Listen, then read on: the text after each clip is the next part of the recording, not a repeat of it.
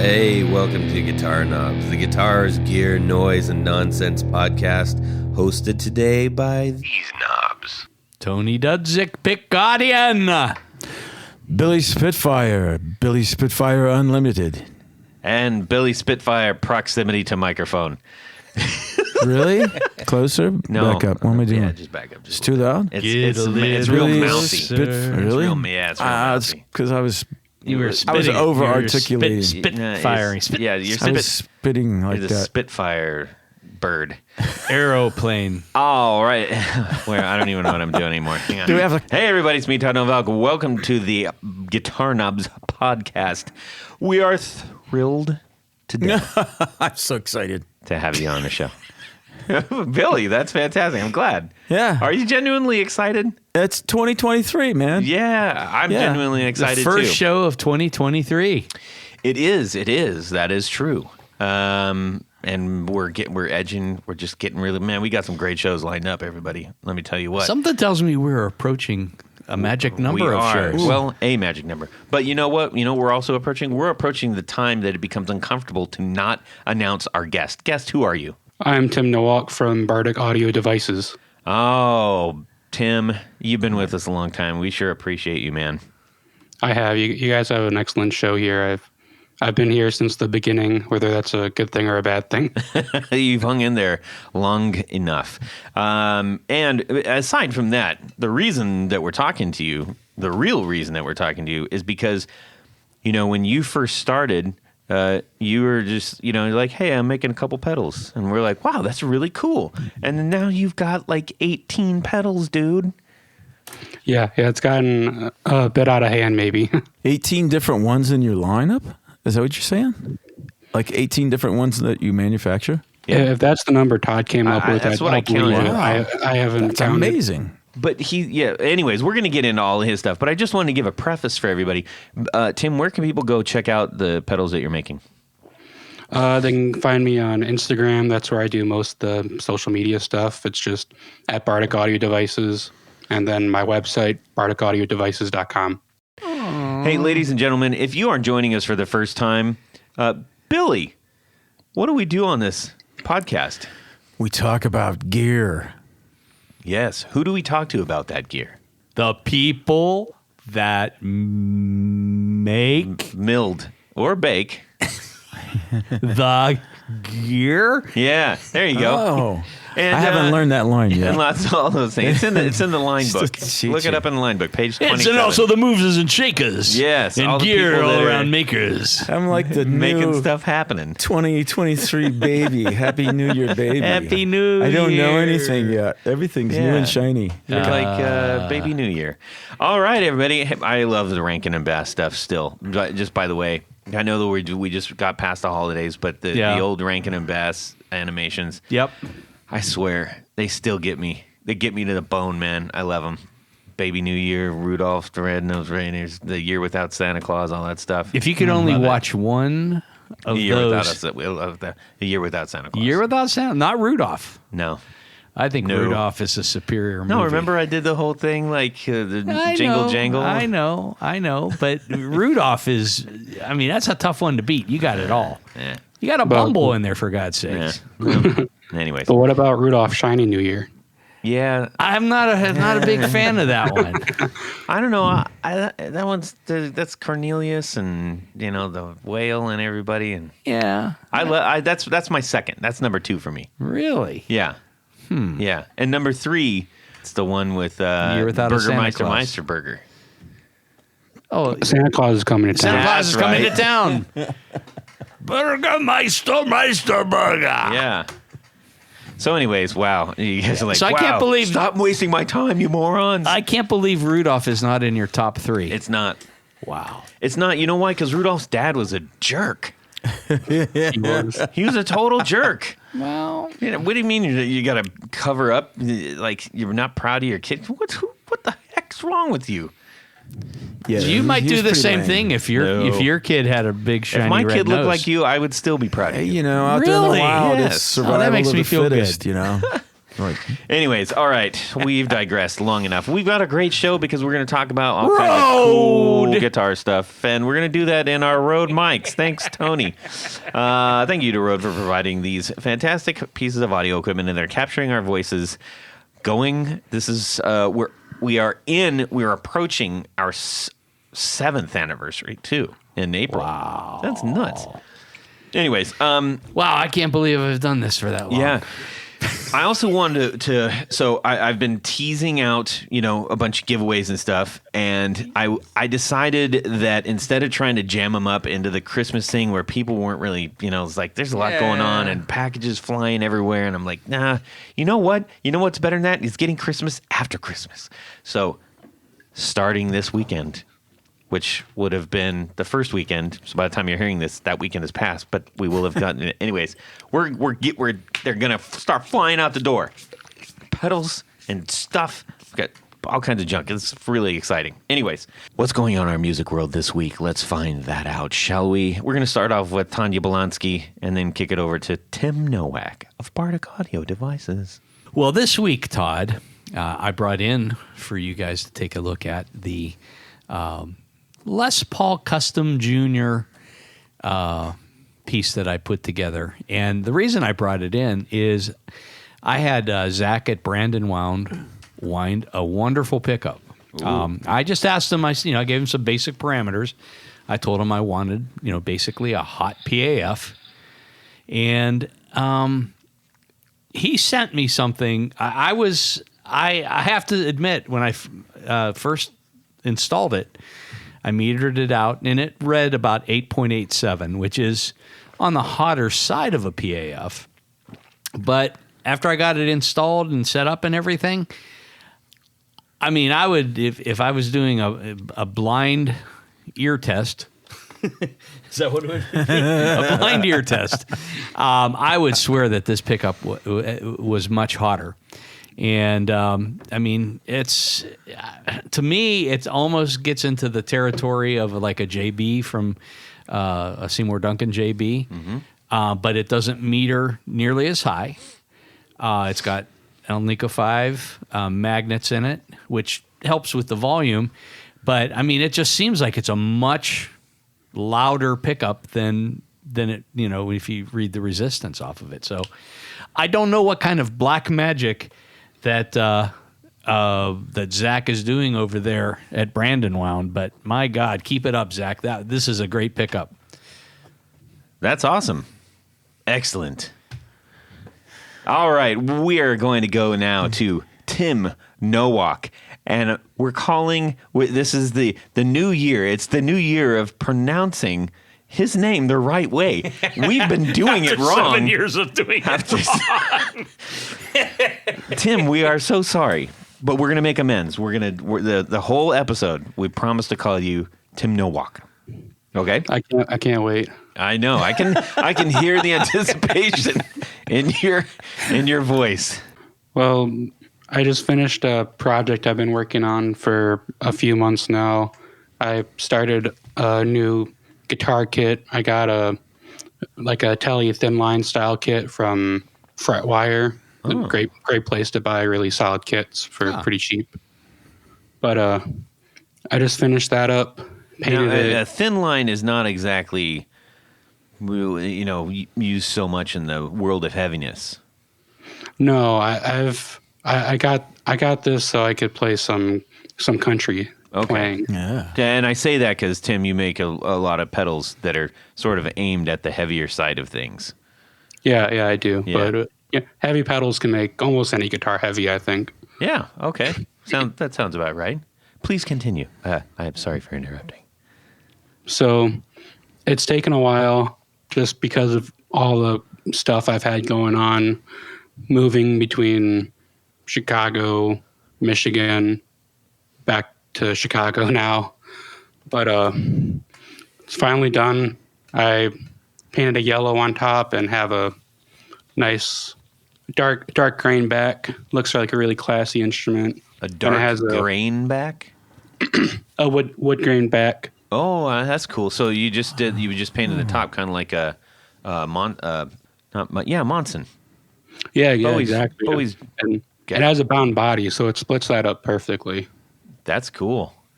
I think that look is that's sounds a cool. nice look. Yeah. Rick Monson. Yeah. Mick Ronson, Bowie's guitarist. Well, his was just. I said Rick Monson. I was going to say what? What? Mick Ronson. I just got to, Oh, okay. Yeah. Oh, okay. Yeah, Mick Ronson had the Rick Munson. Well, no, but his was a Les Paul custom that was he sanded off the finish on the top, so it showed the maple. was it finished on the back? It was black on the back, in the back That's of the right. neck and everything. Boy, I really messed that up, didn't I? Yeah, you're an idiot. That's gonna be. That's gonna be a tough edit. Hey Tim. Yeah. How much time you got tonight? There's no having to I'm edit. free all night. Hey, you want to tell us about your guitar again? Don't tell anybody, okay? You're you're Rick Monson. Yeah, hey guitar. Rick. Hey Rick Monson. My lips are sealed. All right, well, I'm Yes, gonna clap. because God knows Todd cannot look like an idiot. Well, I can look like an idiot, but there's a certain if I'm just leaving that there for a stretch, that's a lot of idiot to cover up. What you didn't hear or see, Tim, was the look on me and Tony's face when Todd said that. We're just kind of like, What is he talking about? Yeah, but you guys yeah, can sure. can Yeah. say no, you got it wrong. like Tell me. You said Monson. I had Monson. no idea who you're talking about. Monson. Yeah, the Monson. I thought you were talking about it like some custom finish. You know, I mean, it was like, really close. like a Green Mountain. Rick or something. Monson. I was like, Okay. Billy, how about yourself? What's I going on in wasn't the going music there. world this week? well, it's a typical week. I walked into Music Go Round, looking for a delay pedal, and walked out with another bass. What? It's a 1986 Fender P bass, Hey, right on. made in Japan. It's got like a 3-piece, 3-color sunburst Nice. finish, and just basic, simple. It's got the That's a rosewood black guard or fingerboard. white guard? It's got a white guard. Okay. Yep. And just a 1 P bass pickup, and it just sounds like a great P bass. Nice. It's just nice and full. And the reason I bought it was that, as you know, I had back surgery last year, Yes. and I'm lightening everything up. Yeah. And this bass was nice and light. In fact, I think the tuner is way more than the rest of the bass. No kidding. So yeah, Yeah, I think the Japanese stuff, they were using a lot of basswood. I think basswood, okay, which is a pretty light by comparison to, gotcha. like swamp ash, of course, is Yeah. heavier. Or mahogany. Well, mahogany can be pretty light. Yeah. But it Not also, the mahogany I have. well, that's because it was, I think you have African mahogany, Swamp which is, African mahogany. yours is hefty. Gee whiz. So you got a good deal on that? Yeah. So I've been Did just you working on my Rolling trade Stones anything? tunes. No. I paid a lot of cash for it, but I mean, when you have Good one stick. that's in hand and the neck was perfectly straight Yeah. and it was lightweight, and you can't verify those things when you buy something online. right. Yeah. And that's a good So color scheme too. a I like bass that in one. hand is worth The black, red, and 2 yellow, on the right? web. That's black, red, and How about that? yellow. Yeah. Yeah. I mean, it overall it still looks kind of tobacco-y, but it's Yeah. it's faintly. There's a little bit of reddish Yeah. in there. Yeah. That Yeah. sounds cool. Yeah. I have a bass related one too. How about you, Todd? Uh-oh. Well, so a little while ago, I mentioned I got that Jack Cassidy bass. Yes. Yeah. And I really enjoy playing it, and I like looking at it maybe even more. Now, is that a It short is scale bass? I can't remember. No, that It's- is it's a long scale. bass. That's neck for days. But the problem is when I got it, nothing had ever been done to it at all. I mean, it was literally, there wasn't a fingerprint on the thing. And the action was quite high. I think that was the first thing you mentioned, Billy, and that was the first thing that I mentioned too. when I saw it, I was like, whoa, this action's super duper high. And it's got the 3-point bridge, which I'm not super familiar with. So I went in, I was just hanging out with Chase last weekend and brought the bass in and showed it to him. And he's like, oh man, this action's so high. I said, yes, I know. I'm going to take care of that. And so what was cool is we went through, started, lowering it. And then I was like, hey, this is weird. Now the math wasn't working. What we deduced. And it was cool because he said, I'm going to show you how to do this the way that I do it. It's like, okay, cool. We've talked about setups and stuff many, many times on the show. It's another thing, and I wasn't as familiar with bass and clearances and stuff like that. And so I was really appreciative. We went through the whole, like, the height of at the nut and everything. And sure enough, the nut slots were too shallow. So we had to drop those down a little bit. As soon as we did that, was able to make sure everything was all, the clearances on that are so, it's like butter now. I couldn't believe how low we were able to get the strings without rattling comparatively to what it was before. It was almost like a pinky width at 12. It was really high. Yeah. So that's just, it was cool because I was like, oh, I got to help do this myself. And, I know that stuff isn't necessarily rocket science, but also if you don't have the correct tools are everything. He's got proper nut files and like the gauges and all that business, and he takes the time to do it really right. How did you deal with with that stop piece back there, that 3-piece bridge? Drop did you the do anything? Front post all the way down first. Yep. And then kind of try to seat the back. And then at that point, that's where we're like, there wasn't anything wrong with the neck brake. So it was just like, well, let's just keep that down and then sort everything else out properly. Yeah. Well, one thing with those bridges is with that the brake on the very end of the string where the silk. Yeah. The silk's Where up it's top. wrapped, right? Sometimes the wrap of the string can go up beyond the break point of the saddle. So there's a device you can add to the back of that. It's sort of really? like a bar that just backs the ends of the strings back far enough so that you avoid that That's wrapped cool. part of I didn't even bother. that extra I wrap. didn't look So- at it. Either we didn't look at it because it wasn't a problem, or we just didn't look at it.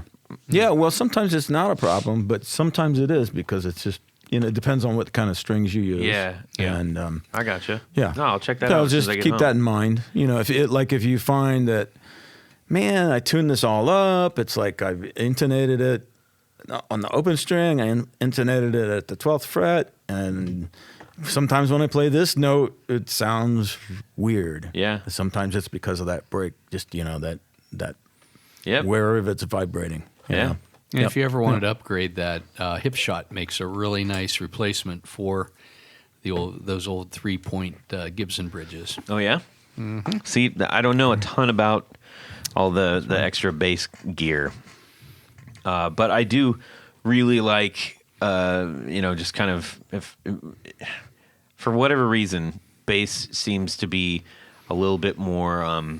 I can zone out a little bit more and play along with songs that I know rather than having to do all the Wheedly bits. Wheedly bits and all the chord changes and everything. I can just kind of drop into the groove, and I like doing that. Nice. All right. Congratulations. Thank you. Hey, Billy, you know what's good for your new year? Organization for Dude, the new that's year. exactly right. We both spent a bunch of time organizing our stuff. You have downtime. Yeah. And when you kind of say, like, all right, you've been gigging and your bags are a mess and all your gear's wackadoodle, you kind of like, time to hone it in. I picked up my phone, which I got a new phone. Okay. But I picked it up.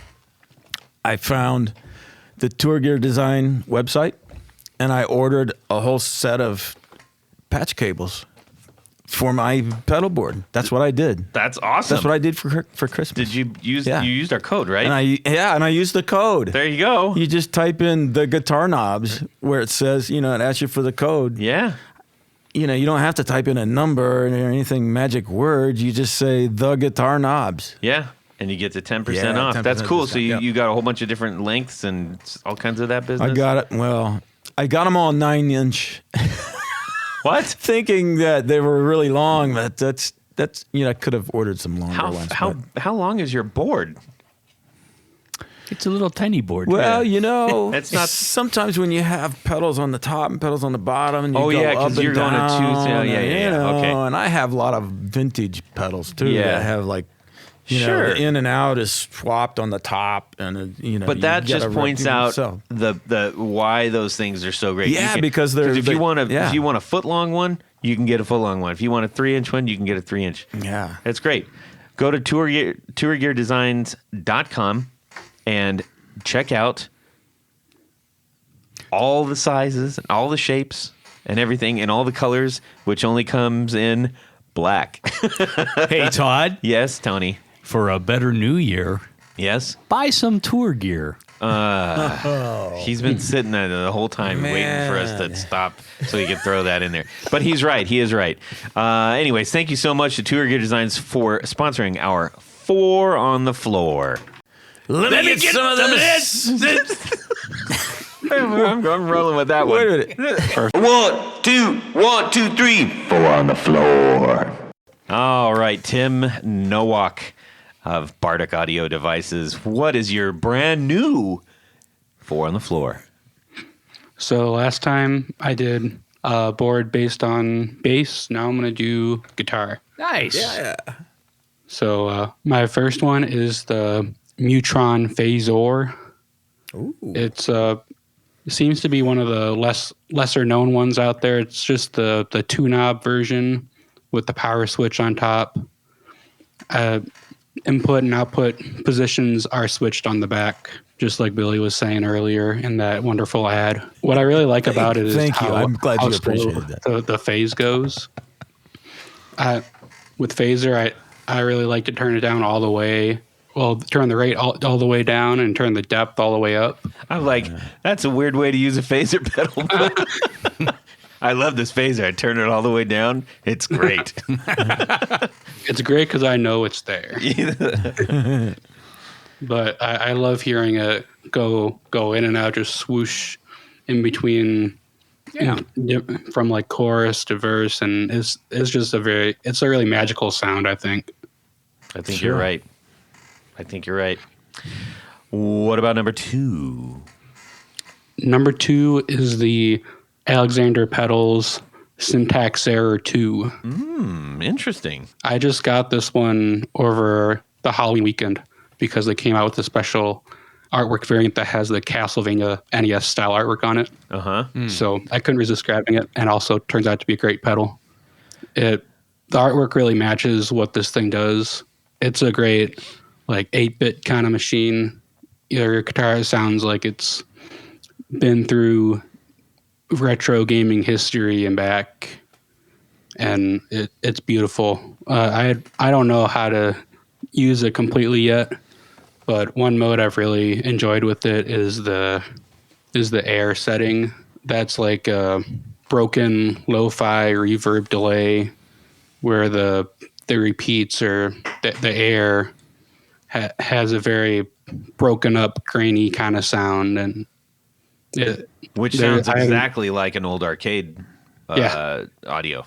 Yeah, I know exactly what you're talking about.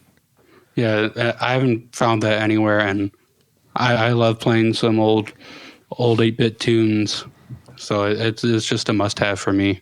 I like it.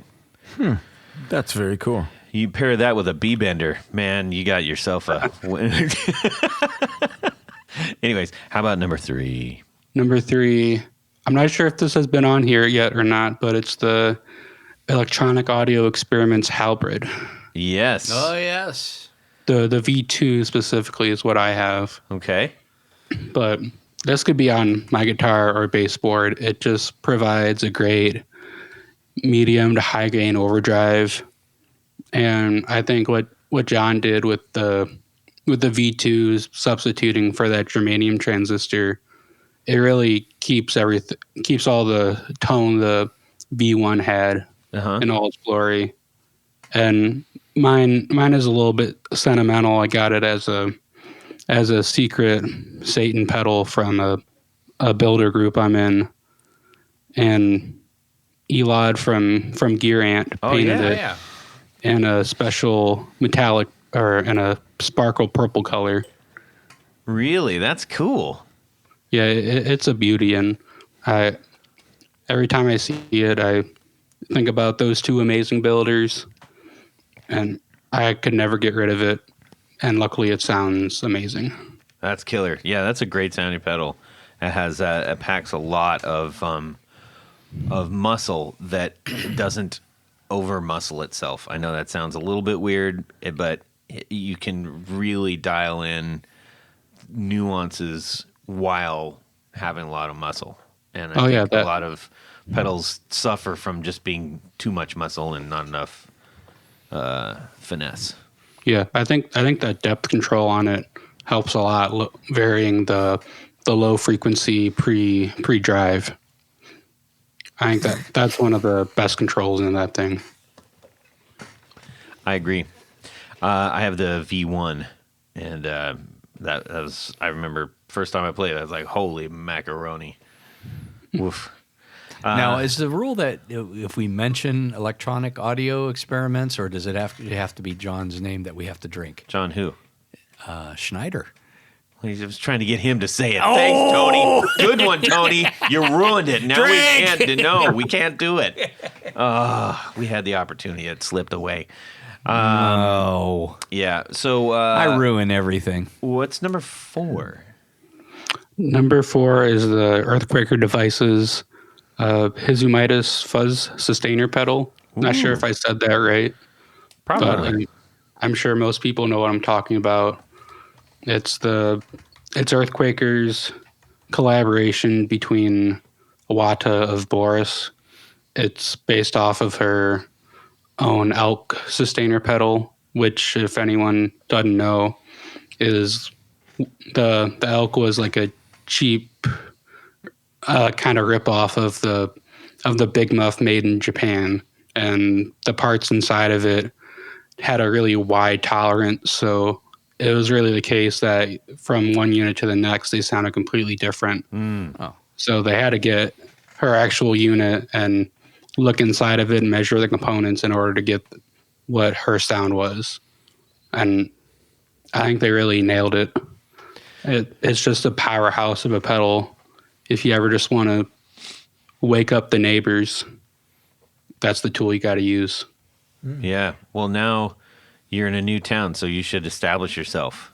That's right. I do. I need to put the cab out in the yard. Yeah. Plug it in. Wake up, Niles, Illinois! Yeah. Indeed. Yeah, there's no chickens out here, so I gotta wake up everyone.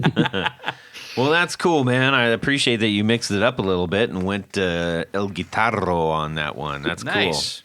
Cool. Yeah, Very for fun. sure. Those are some fun pedals. Speaking of fun pedals, I just was sitting on the Bardic Audio Devices homepage, and I just noticed something, and it kind of freaked me out. And I was like, "What? Did I just see that?" The HM Demon was looking at me, and then and then eyes blinked at me. They lit up red, and I was like, "Oh, that's so cool!" Yeah, but see, for whatever reason, someone was mentioning something, or we must have been talking about haunted things or whatever. And now I'm on Instagram. I'm getting all kinds of these two people went into this home, and the next thing they knew, it was the worst night of their life. Again, all kinds of stuff like that thrown at me. So now every time I think I'm seeing something, I see something, and I don't see it anymore. I'm like, "Roar." So, Rory Racky. All right, let's talk about the things that you make, because Tim, you have. By the way, you know what? While I was going through Michigan, I forgot to mention this to you. I was driving through Michigan on the way to go see Echo and the Bunnymen in Detroit, and I was right next to some kind of SUV, and there was a big giant Bardic sticker on the I think the rear 3/4 panel. So if you know if you know that person, it was a girl, woman. Woman? What's a woman? Well, I couldn't really tell. I wasn't like an old mom or something. It was, you know, a young lady. It could have been a young man with long hair. Creatures. No, it was definitely a young lady. Anyways, I can tell the difference, and it was one of those. So, anyways, I was like, wait, I know that. And that's not, Well, that's cool. kind of I fun. didn't know anyone had it on their carb except for me. Yeah. Well, you might check outside and see if it's still there. Anyhow, so I kind of prefaced this earlier on. It's like you were one of our earliest supporters, and we thank you so very much for that. And I remember when you mentioned that you're like, hey, I'm doing a pedal or two here, and I was like, that's really cool, man. And then you sent us some out, and I was like, wow, thank you. And they were all specifically for each of us. For each of me and Tony and Jared, and you kind of, they were stylized to fit us accurately or appropriately, and I thought that was really awesome. And you're like, yeah, I'm coming out with a couple. And then all of a sudden you hit like super beast mode. And like, when it was like, I'm like, holy crap, Tim's going crazy. He's got a pedal every week, it seems like. And now I think, as we mentioned, you are around 18, I believe 18 pedals, 18 different models, something like that. Yeah, I'll have to take your word for that. You went on a rampage, man. So let's see. You know what? You got the Thunderclap, the Shalob's Lair, the Druid Dual Phaser, the Fuzz Ration, not really sure. The BLM pedals, the Dungeon Master bass preamp, which has so many controls on it. It's very, very cool. And sliders. The Armistice, the Bad Sound. Give it up to Terry Hall, R.I.P. And Fighter Overdrive, which I actually really love the aesthetic of that one quite a bit. The Ranger EQ and Cab Sim, the Ashes pedal, the Monk compressor, the Bard O, which looks super evil, the Advantage Dirty Boost, and the Arcane Distorter, the HM Demon, and the Thing. That's a lot of pedals for That's one a guy lot to of pedals. bust out, and That's a lot and of they pedals. all are styled very, very well. You didn't just put a bunch of circuit boards in kind of like the same looking thing or something like that. Like each one of these things has its totally own personality. So I want to get into where you hit that sort of like mega throttle and started busting these out. On top of, and I know that you were doing things for other people too, right? Yeah. I do a lot of PCB design for other builders, and I also do a lot of custom work for individual customers. But And you have a job. yeah, and I'm designing PCBs there too. Crazy. Man, you're a machine. So let's start back maybe kind of where we were, where you're just kind of, you had maybe about four pedals at that point. And you had the Thunderclap, and I know that you had the, I want to say you had just come out with the Dungeon Master. And I was like, holy mackerel. At what point did you, after building a couple of these, did you like just really start to take off?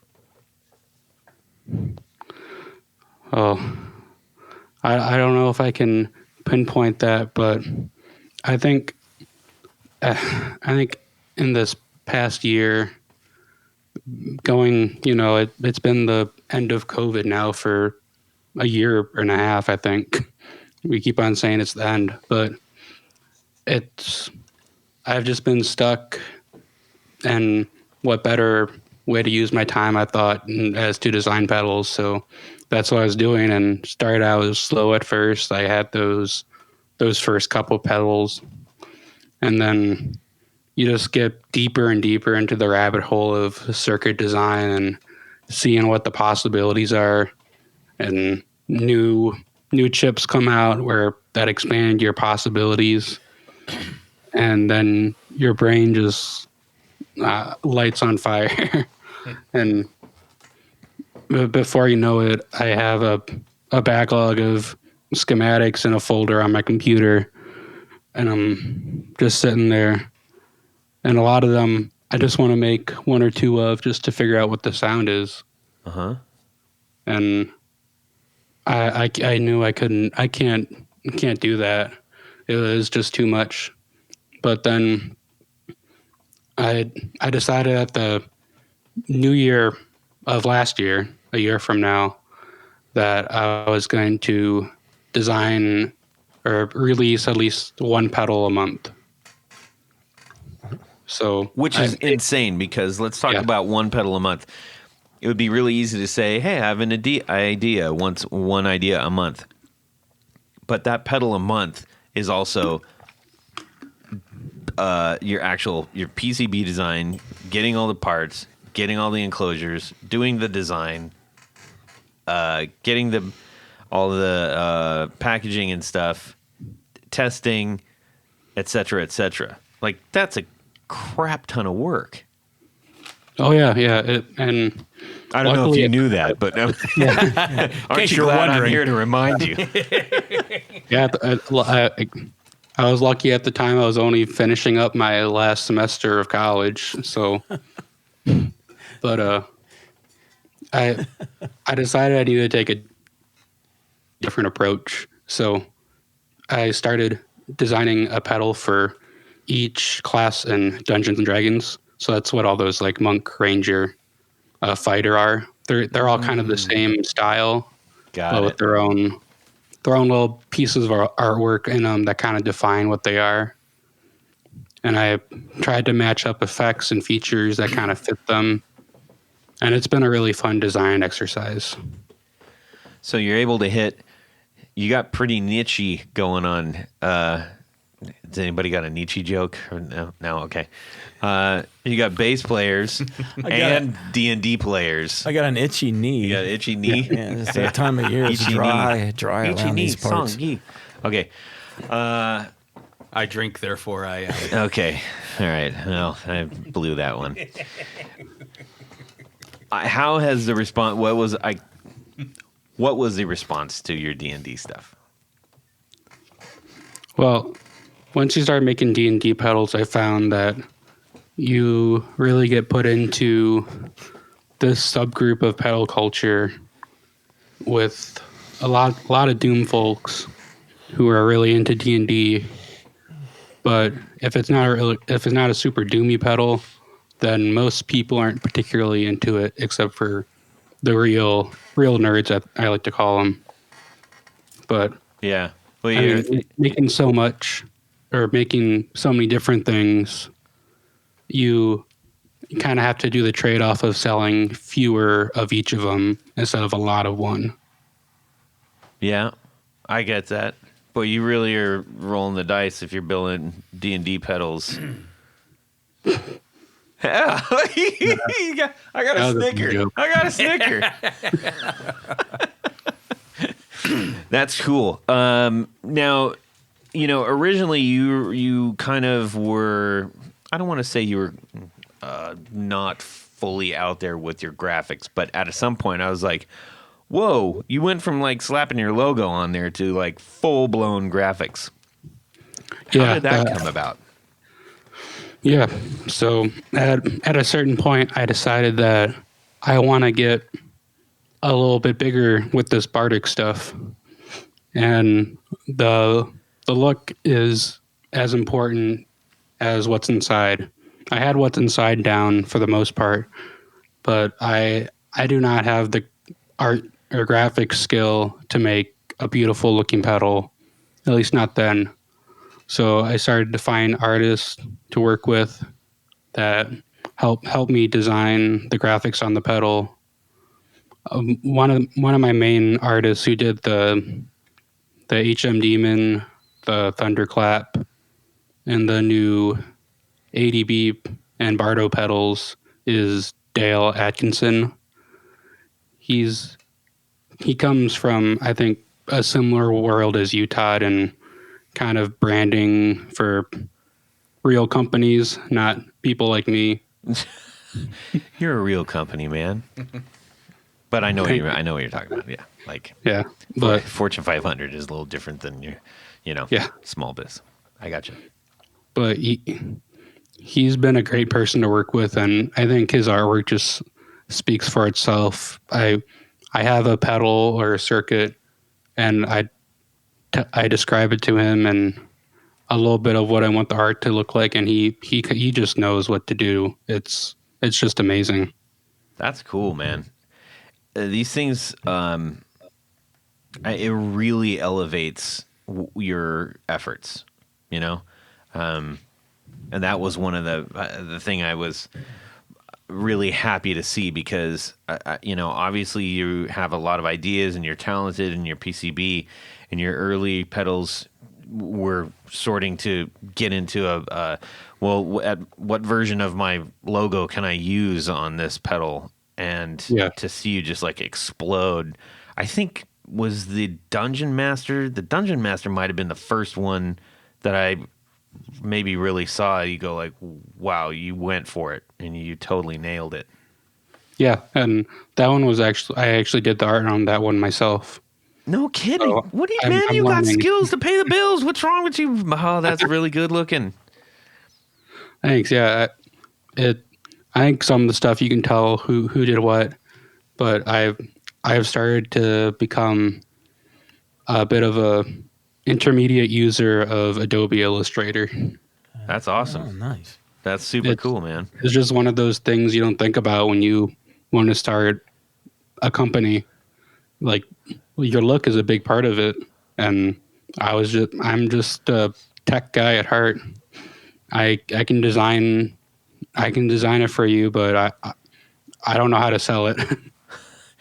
Well, I think you're probably doing a much better job of that now. Not to say that you were doing a bad job before, but with the experience and the breadth of pedals and the elevating your graphics game, you probably have to work hard to sell them less. Is what I'm trying to say. Yeah, definitely pays off having some nice looking pedals. So the Dungeon Master bass preamp. I just want to mention this real quick because I want to hear what the story is behind this. At what point did you say, you know what I need to do? I've been making these boost pedals, and these have been great. What I need is a 4-foot switch, 12 knob, 6 slider pedal. What the heck? Yeah, I know.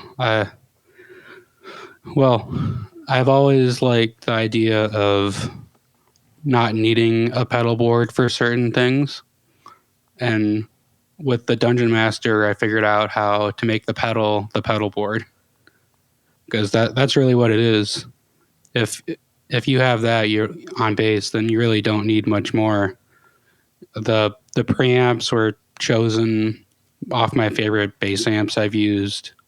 The PV channel, that was my first bass, real big boy bass amp. Mm-hmm. And I think the tone really holds up solid. And then the Sun Beta bass is just a really, really crunchy, Velcro-y distortion. There's nothing else that you can get that sound with. And I paired them up in hopefully a user-friendly manner using some ABY switching, and then top it all off, a little bit of graphic EQ with some fun sliders that light up. Yeah, man. Like, it's a really smart pedal. Aside from it just being sort of like, wow, there's a lot going on here. The idea of having 2 preamps to be able to do A or B or A plus B with a foot switch built in, that's very commendable. Well done. Yeah, thank you. I think I've done enough custom work at this point that I know that if I didn't do that, people would be asking me to do that.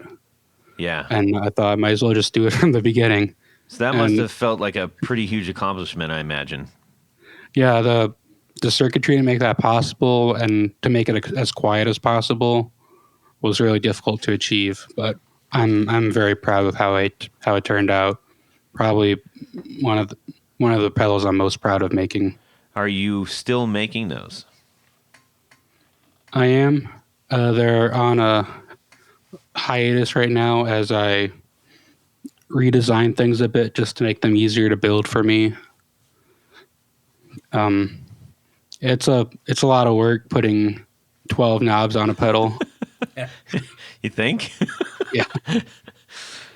Wow. Was the sliders, I mean, sliders is not typically something that you see. Whenever you do see sliders on a pedal, you're like, whoa, that's cool. And then you're like, that must have been a real fun thing to try to accomplish. Yeah, sliders look cool. And you only really see them with the graphic EQ usually. And that's what I did. Just because I think it looked really nice. The front face was inspired by my PV bass amp. That amp also has 2 channels stacked one above the other, and then to the right it has the graphic EQ. So that's exactly what I did, and I think with that familiar look of the front face of an amp makes it look a lot more user friendly. Yeah, I think it's pretty genius, and it looks brilliant. So, if you're a bass player out there, this is kind of a must-have bass pedal, so you might want to check that out. Even though it says sold out, they're coming. They're coming. So, now, what is your latest offering that you've conjured up here? Well, my latest creation is a collaboration I did between Bardic and Dirty Haggard Audio. It's the thing, the bright green pedal with the spooky acidy spider on the front of it. It's a fuzz phaser combo. So the fuzz was mainly Nick's doing, and then the phaser was from my experimentation making the Druid dual phaser. So it's pretty similar. Has 2 different phasers. One's a 2-stage, one's a 4-stage. And then what makes this one different is you also have the dry control. Ooh. So you can turn that all the way down. Dry control. You can turn that all the way down, and it turns your phaser into vibrato. So you kind of unlock just another set of effects right there.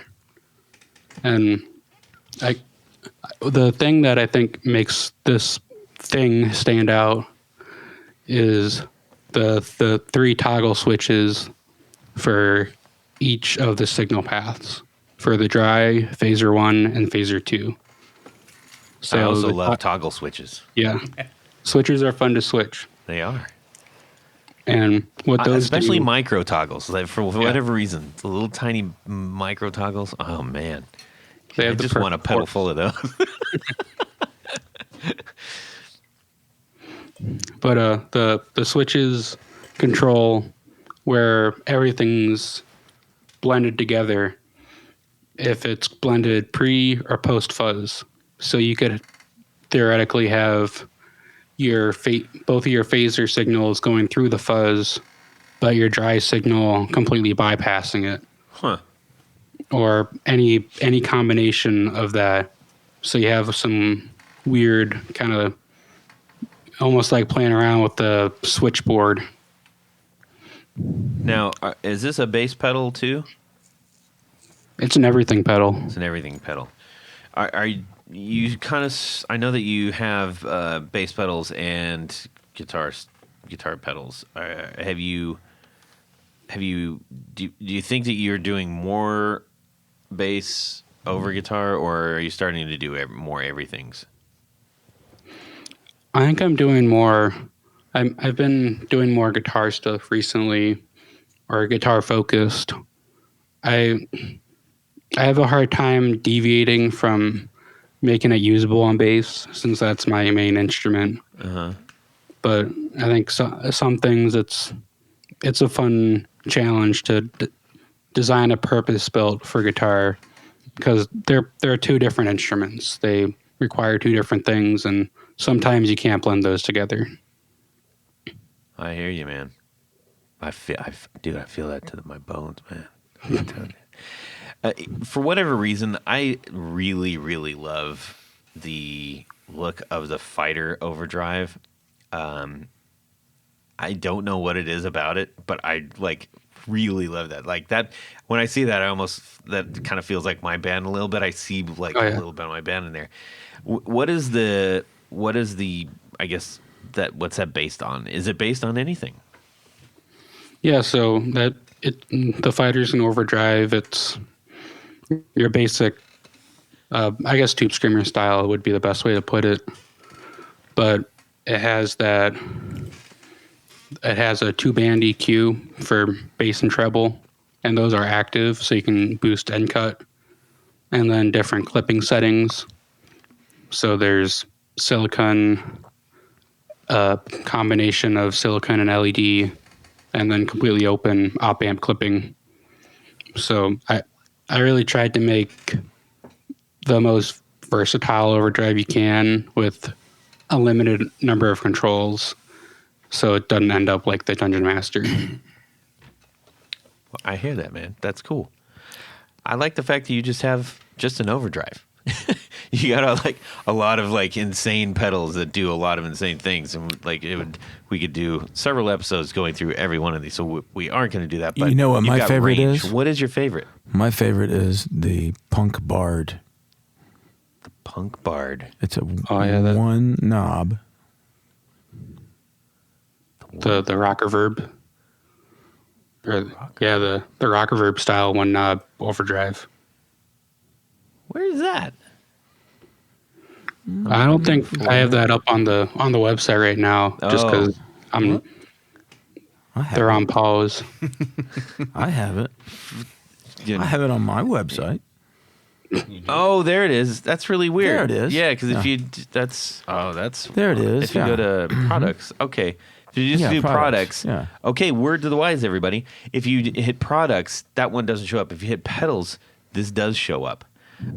Sorry, Billy, you had us all, and that has the Warlock Distortion and the Boot Gazer and also the Beast. Well, there's even more pedals. You're at 23 now, 24. Holy mackerel, Andy! I sound like my grandma. Holy mackerel, Andy! The Punk Bard, very cool. See, I'm all about one knob. I like that. I know this is the guitar knobs, but I like the guitar knob. Yeah. Yes. Yeah. So, Tim, you mentioned you're shooting to do a pedal a month in 2023. Can you give us just kind of a quick idea of some of the pedals that you're thinking of releasing this year? Yeah. Yeah. The next thing I have is an amp sim pedal.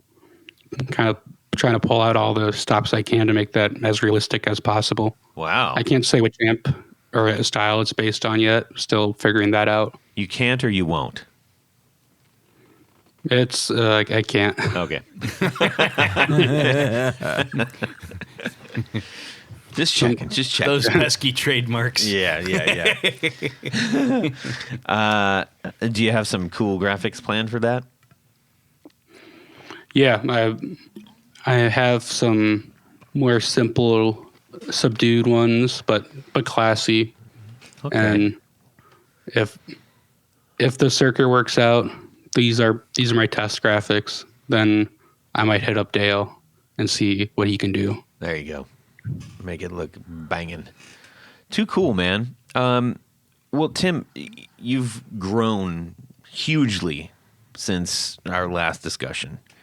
That's a lot of new things that you're doing, which is really fun and everything. But I hopefully this doesn't put you in a weird position. But what are you most proud of in this huge growth spurt? I think one of the things that I've started doing recently is my new switching in pedals. I think that's the thing or the improvement I'm most proud of. It definitely the biggest upgrade in most of my pedals right now is I'm using a buffered bypass in order to keep switching completely silent. Like you really can't hear anything. I like that. I like that from the people up top. Legitimately, like the worst thing is when you're playing and you're like, Yeah. ugh. Yeah, man. No to that. That's how you know it's working. And is that's something that you like work to develop or that you're just employing? Yeah. Yeah. So when you bring up buffered bypass, not as much anymore, but it used to be not so much of a nice thing to have in your pedal. But with improved technology or improved knowledge, you can make buffers that you can't hear the difference and really improve the quality of your guitar signal. Because even when the pedal's off, you're helping push your signal through those cables to your amp. Gotcha. So that's one of those things. Can we just hang out here just for a little bit, because I think for new people who are getting into pedals, and even people that are very have a lot, the whole buffer versus bypass thing is always in conversation. There's always a new video out about that stuff.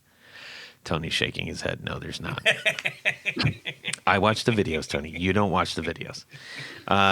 So the importance of having a buffered bypass, is there a reason that hasn't really been there to the degree that you think it should have been? Well, in order to do it, you are adding a good amount of parts to each pedal, and that also increases prices a bit too, especially with some of the higher end chips you can use for it to really have a high quality signal go in and out when bypassed. And I mean, I think a lot of that black magic around it, or whatever the opposite of magic is, people are afraid of it. Because I mean, you don't want to have a pedal on your board but off that you're playing into your amp and something just doesn't sound right, and you have a whole board in front of you. And with buffered bypass, and say they're in all of your pedals, you don't know where to start. You don't know which one might be causing an issue. Okay. So this is going to significantly help people who are buying your pedals moving forward. Yeah, and if you are, especially in a recording situation or in a live situation, you don't want a loud pop coming through. That's never fun. No, I think the benefits are definitely there, and so I try to keep it to the higher end pedals right now, or the more studio focused ones. But I think I'm going to try to expand it more now. I like that. I like that you're doing that for everybody. All right. Now, Tim, are you going to be, when you're working with like all these other people, is there anything that you're working on that you can talk about that that you're working with other people? Like the other companies I'm designing the PCBs for? Yeah. And if you can't, that's okay. I don't want to put you in a corner. Oh no, it's okay. One company I've worked with a lot is a Fuzz Imp. I think he's really exploding right now too. Mm-hmm. And all of his pedals now have PCBs I've designed in them, and I think he's started to announce his new high gain metal pedal, which is if you're familiar with his line, is his Shroot pedal, Yes. but with a expanded EQ and slightly altered distortion. And we're also trying to do something similar with his OB pedal, which is like a CMOS overdrive. But yeah, I think he has some really great ideas, and I'm really happy to help him get it out there. Fantastic, man. Well, Tim, we're excited about the growth of your company and all the pedals that you're producing and all the wonderful things that we get to have on our boards and play with and all that stuff. And we appreciate you taking your time and hanging out with us and talking about all those new things. Absolutely. It's wonderful to talk to you guys. Well, you can talk to us anytime, Tim. We're right. It's just a phone call away. That's right. 1-900. Yeah. Hey, we're going to take a diversion real quick. We're going to hop in the El Camino. And you know what? Now it's time for... Would you rather? Oh. I get the duo deal today. That's great. Yeah. That's right. We're gonna hop in the old El Camino. Jared is hanging out in Nashville, taking care of his own business. We're gonna honk really loudly and roll some coal at his house, as they say down that way, I believe. Roll coal? Yeah, so when the trucks in there and they blow out all the black smoke on people. Anyways, isn't that's a thing? Yeah, No. that's a thing. Yeah, they do that where I'm from. Yeah, see, he knows. Tim knows what's up. We can talk about Tony's. Anyways, what side happened? of the river does that come from? We got to hurry up and we got to get to around upper New York area. Upper New York. Upper New York. That's yeah, where we're you know going? why? Okay. All of this freezing stuff that happened attacked a very, very famous and fictional guitar shop. And there was a massive freeze over and the pipes burst. Pipes burst. Oh, no. That's never good. And the shop's been around forever and it was really wrecked. The shop was. But However, the guitars weren't. It just so happens also that your great-great-granny, and the only thing she gives you every single year for Christmas is one lottery ticket in your stocking. wow. You struck it rich, and you're sitting on a small fortune. A small fortune? A small fortune. How small is the fortune? Small enough, but big enough to make a pretty big purchase. Grandma it just so had happens. guitars? No, lottery tickets. tickets. Pay attention. Yeah, you can read the liner notes after. Anyways, so we're going to Roger. I thought you were talking about an imaginary. It is imaginary. It's imaginary. I'm dipping in and out. You Okay. gotta- All right. I'm working with you. Hey, hold my Okay. hand, Billy. Okay. Okay. Take me to the river, Todd. Okay. So we're going up there because this Because- magical fictional guitar store is auctioning everything that's in the store. Everything must go. Everything we must go. lost our lease. But here's the thing. Here's the catcher.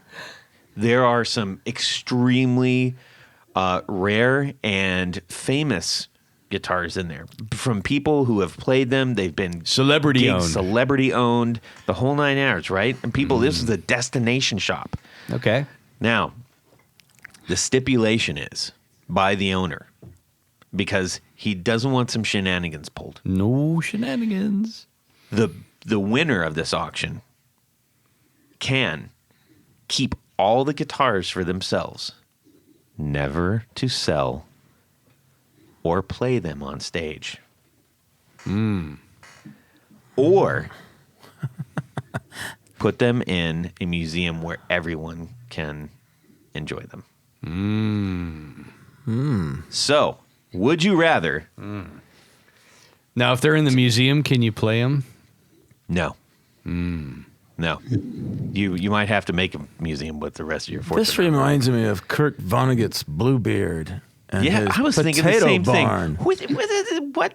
Anyways, okay. So, would you rather keep them all for yourself in your new man cave that you're going to build with all the money you just got from Granny's lottery card? Or are you going to create something in which everybody gets to be part of it by looking at them? All right, Tony. This kind of reminds me of that Twilight Zone episode where I think it was Burgess Meredith just wanted to be alone with his books, and then he wore glasses, and then he accidentally dropped on his glasses and stepped on them. All he ever wanted was to be alone with his books, and he finally was, and then he couldn't read them. Yeah, that's Terrible. what this reminds me of. That's the best one that they ever made. Yes, The elusive dream. Wow. Yes. All right. So, dreams have to be elusive by definition. Otherwise, they would just be realities. Damn, dude, that was deep. wow, past the Waxing peyote. philosophical. Yeah. So tell us, Yeah. Hey, would you rather? dreams have to be elusive, otherwise they're reality. I love it. That's great.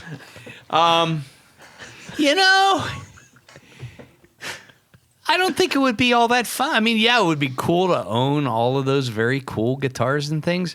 But at the end of the day, if nobody else can see them, I mean, you got to be able to share in the experience. Yes, but you can't profit from the museum because museums are not profit. I don't care. That's the way I run my business. Just checking. See, this store owner was very careful. It was like, you're going to get them, but you're not going to reap massive profits off of their. But imagine, so if you owned this collection and you had this nonprofit museum, you could go there every day and welcome the people in. Heck yeah. And you can make a little bit of scratch for yourself. A little bit of little donations. Put the little tip jar in front there. Yeah. Get some nice shoes. Long story short, I'm going for buy the collection. Okay. Open the museum and share.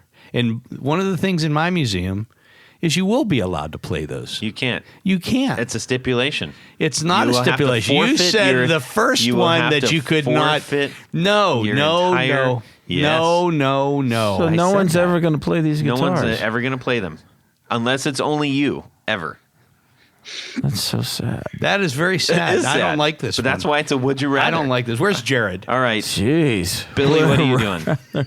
Okay. Well, I kind of have this dilemma on my hands right now. What? Have you been to his basement? I think we need to do a Cribs video at your place. It's called an intervention. Yeah. No. But I am getting up there, and one of these days I'm not going to be around. I'm gonna just kick the bucket. So if I have them in my personal collection, then they would, go to my kids, and then they'd be like, Who wants "Well, this Dad's stuff? gone, but Yeah, what are we going to do with all this They're crap?" not What about me and Tony? So they have to What the heck? Well, we can work that out. Okay. Yeah. So, What are you gonna do, Billy? Yes or no? yeah. Well, I'll just have them in my basement, play it myself. Hey, that's totally. That's why it's a hard thing. That's So it's what Because I'm doing you know right what? now, and the it's not fair. stipulation It's not doesn't fair. say you It's can't not pass fair. them on. Oh, I can't even pass them on. No, whatever. Once you pass it Oh, on, once I'm done. once you're done, Then- it's yeah. up for grabs. I see. yeah. I still stick with my original one. Yeah. I Okay. like that's the you're yeah. Let's I see like that. here. Tim, how about yourself? You like the rock and roll. I think this is an easy one for me. I have to put them in the museum. I think even if no one's playing them, I think the multitude of people going to the museum looking at these guitars is gonna up the happiness of the world than just me playing them for however many minutes I can spare in a day.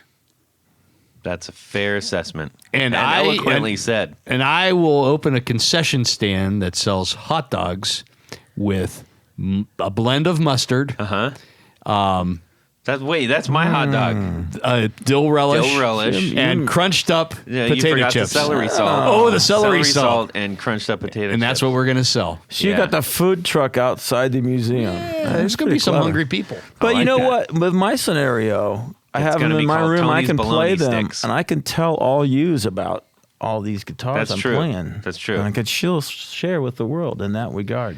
That would keep you very busy for what's going on in your music world this week for a very long time. Yeah. 7 years maybe. Permanently. Yeah. Indeed. Well, I absolutely have to go with the museum route too. There you go. I love the idea of going like, yes, I've achieved ownership nirvana, but you know, I love the idea of making connections and you know, You just like to make people happy. I do. Thanks, Tony. You're mocking me, but thank you. Anyways, well, so there you go. There's that one, everybody. And if you think that one's great or it stinks and you want to send us your own, then doggone it, do it. Just do it. Let's get some would you rathers up in here. All right. Todd, you know we have a few people we have to thank. You better believe we it. love to thank We these do. people. These are our executive producers. Yep. Now you might be asking yourself, what is this executive producer? What is this? And how do I become one? How? I need to know. It's very simple. Go over to patreon.com/the Guitar Knobs and check out a couple different levels in which you can participate. Become a sponsor, a patron of this very podcast. That's right. Is this where you get your name read on the thing? Well, hold on a second, because each level comes Page with 16, Billy. Yeah, you skipped ahead in the script. Did I really? Yeah, every day, every time. Oh, man. So each level comes with some very, very nice thank you gifts. And I mean, the higher you go, the greater the gifts. These are some great stuff. And I got to butt in here really quick, Tony, because, Yes. you know, I talked about those giveaways. Yeah. I was recently asked by a guest that we may or may not have just had, like, hey, we want to do a giveaway. And I said, great. We're going to make sure that goes to one of our supporters. Yeah. Because, and the question was like, well, why don't you put it on Instagram or something like that? It's because, you know what? Those people, like, they should be rewarded. They're the ones who are actively Yes. listening. They're the ones who are helping us run this show. Yes. And that's so everything that we get like goes directly to the Yes. supporters via Patreon. But, you know, in addition to all that great stuff, there's one more thing. Billy?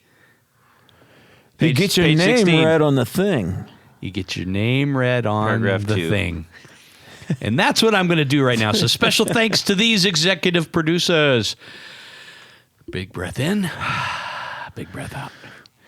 Moon Guitars, Vader and Pedals, John Helverson, Rick Calhoun, Trevor Gunberg, Elad Mizrahi, Mike D, Richard Kendall, Mark Garton, Matt Hart, James White, Justin Jones, Anthony Gemalero, Bill Gola Guitars, John Esterly, Anthony Lathrop, Stefan Lamb, Michael Senchuk, Ken Sayers, Doug Christ, Darren Gregory, Tom Brazen, Rusty Sneeden, Ralph Gottschalk, Don Kloss, Gregory Randall, Brett Hogarth, Eric Hemmer, Stuart George, Michael Furman, Andrew DeHaan, and that bloke, Andrew Bell. Oh, But he's not an ogre. What is he's not? He's a No. bloke. No, he wears like a medium-sized shirt. Like, Oh, well, maybe he's a very small ogre. yeah. Anyways, Oh, but not to interrupt, Todd. yeah. We also have another level of executive producers. We Yes. call them our Grand Poobahs. Yes, that's correct. And these fine people have a fez to wear upon their head whilst listening to the podcast. And at the same time, Yes. And so I Is was this where you get the fez put on your head?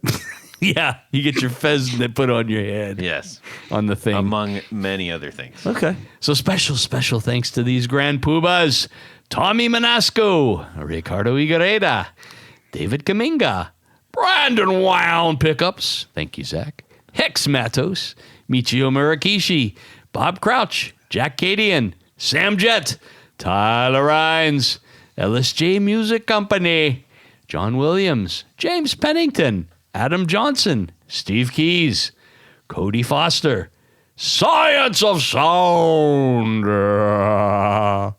Brian Robison, Jonathan Jerusik, Corey Nigro, Michael Van Zant, Jonathan Daly, Martin Cliff, Sean S., David Poe, Billy Spitfire Unlimited, Congregation Gear Demos, and I think there's one more.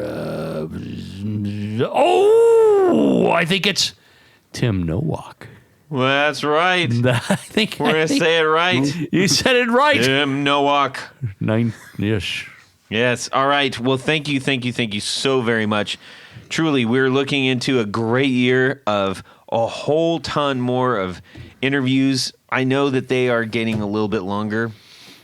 Trust me, because I have to edit them. But I don't care. It's like it's worth it. We're having some great conversations, and We're getting the info. I remember when we started out, I was worried. I was like, how are we going to do 45 minutes or something? I was like, we're doubling that. But then maybe it's too long. If it's too long, write us and tell us. All right. No, especially Todd's parts are too long. This is true. Tim, thank you so much for hanging out with us, for sharing your story about where you're at with your pedals and everything, and truly for supporting our show. We greatly appreciate you, not only for us but for the rest of our listeners who you're doing stuff. We thank you. Absolutely, and thank you guys for having me on. That it's even better than being on the first time is on the second time. But it feels like the first time. Feels like the first time. See, that's how that's supposed to work, everybody. If your friends aren't doing that, you need a new set of friends. Tony, where can people? Oh wait, Tim, tell everybody where they can find your stuff.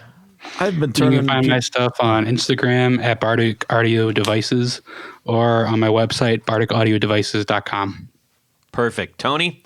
Head over to pickguardian.com. Check out some of the things that I do. Shoot me an email. Let me know what you need, what you're trying to do. I can help you. Pickguardian.com. Perfect. Billy? Billy Spitfire Unlimited on Facebook, Instagram. Look me up with the local band Mathematics. Who else? That's it. That's it. Yeah. Yeah. He's got a lot of projects going on, but that's the moneymaker right there. That's the one that's putting the kish in his cash. Hey, everybody, you can send me an email, Todd at theguitarknobs.com. You can also DM me on Instagram at guitarknobs. We would really love to hear from you. Please send us your thoughts, your hopes, your dreams, your Prayers, and your, and things that you like. Hey, guys, would you stop doing this or something? Those are always entertaining too. And also, you can go listen to my band, the Valentinos, everywhere you can stream stuff. And we got I'm really excited for 23. We got a whole bunch of new tracks coming out. Cool. So, yeah. Anyways, hey, everybody, have a fantastic guitar week and subscribe! Tim? Todd? Tony, that's not entertainment, bro. It's not entertainment, bro. It's literally making my mouth water. Tim is one of our oldest surviving members of the... That's what you get. What? Candles are fun. I like to light them. They smell good. I'll tell you what, the best hot dog combo that comes to my mind right now. Oh, brilliant. Wow. Fancy. Give a little bit. Give a little... No? No. Come on, that's the same. It's a da-dang, da-dang, All right, anyways. Mustard. I like doing a mix, actually. Ooh. Yeah. All right, I'm going to start right now. It's going to be hard to... Hey. No, stop. No. You're jinxing me. Dill relish, I believe. Oh. Is that correct, Tim? Yes, you do. Perfect. We thought we lost you. No, he went to go make some Hot Pockets. I understand. Celery salt. Who doesn't like it? He's making a Chicago dog. That was sitting. I think that's what was in my throat right there. Gee. Yeah. All right. Billy, you know what to do. I'm gonna tee you up. All right. Here we go. Oh my God! Really? Oh, this is a lot of pressure. And potato chip crumbles. Brilliant. And away we go. Well, that's it for these knobs. Please visit our Patreon page at patreon.com/ facebook.com/theguitarknobs. Visit our website at theguitarknobs.com for all of our past episodes, 4 on the Floor blog, and other good stuff. You can connect with us on social too at our Facebook page and share your gear and stories on our Facebook group. Also, be sure to check out our Instagram at Guitar Knobs. Catch you next time.